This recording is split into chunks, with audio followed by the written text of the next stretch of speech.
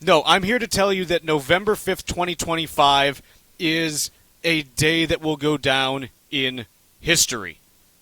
Because I think this is the popping, Mike. Really? Yes. Yesterday was the popping of the bubble. Yes.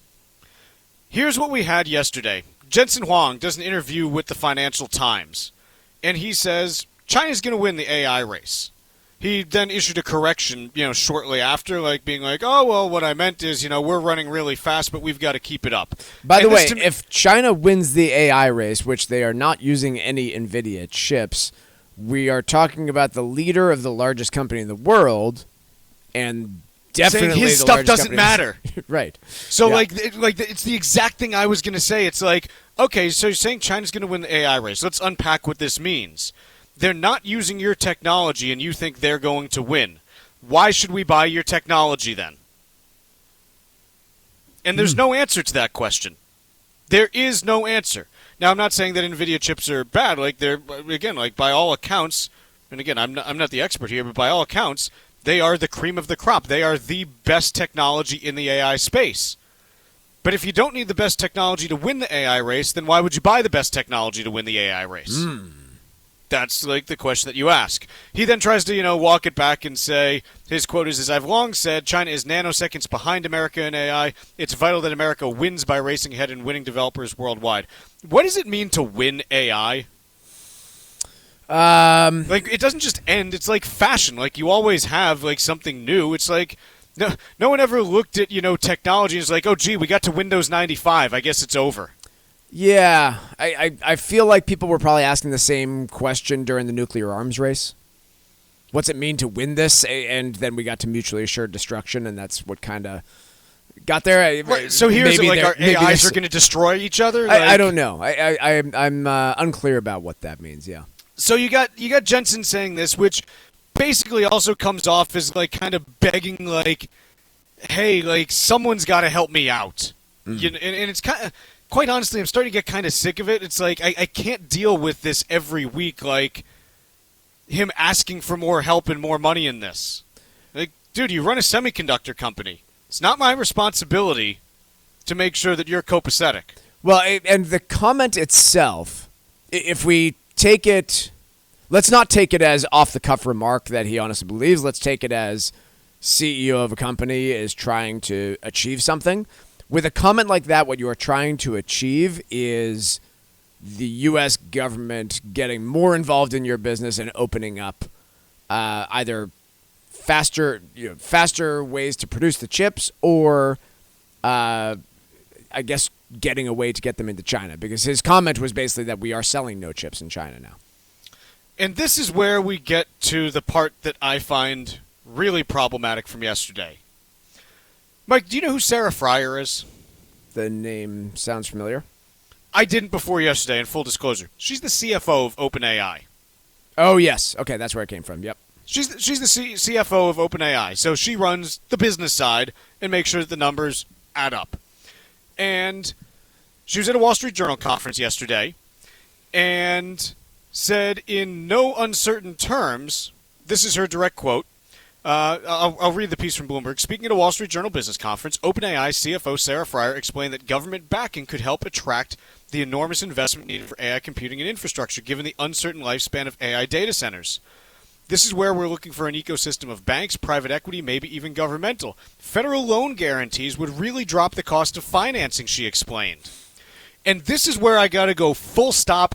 Quite honestly, I am livid at these freaking people that think that you and me and everyone else living in the country should preemptively, not even because of something, financial crisis-y or anything, preemptively be like, oh yeah, let's have the federal government backstop loans to artificial intelligence companies because, yeah, let's backstop the loans for the companies that are trying to take all of the jobs.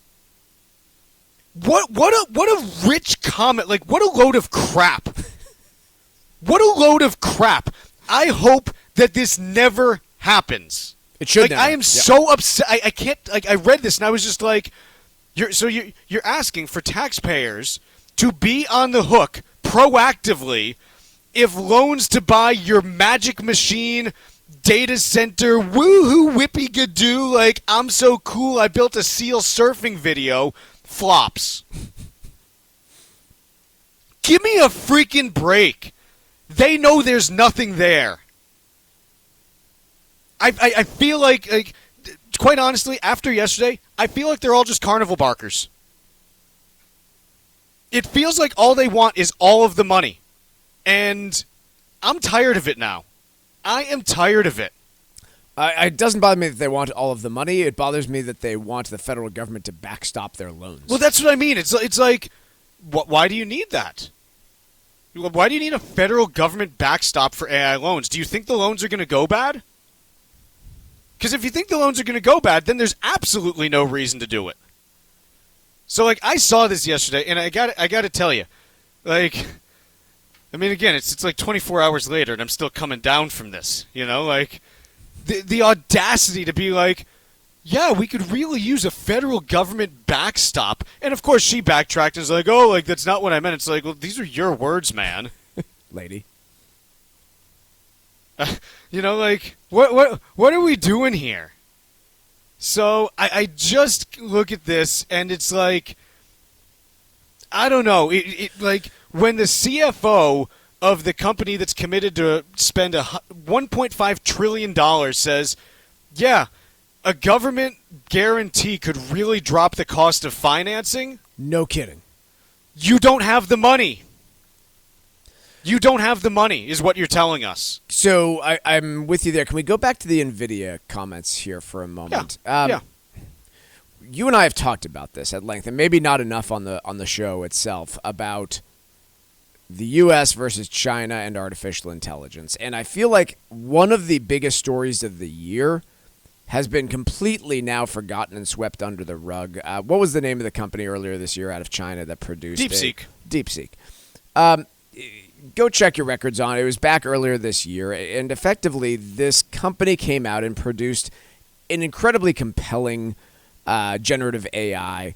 They claimed to do it on no Nvidia chips. It was probably done on some Nvidia chips. But here, I think, is genuinely Jensen Huang's concern. China seems to be, well, he knows that they're not buying any of his chips, at least directly. Maybe they're getting around some of the export restrictions. He knows that the Chinese government is preventing them from being sold domestically in the country out of, security concerns, but other concerns. And he's seeing that domestic companies there are able to produce really compelling tools using artificial intelligence.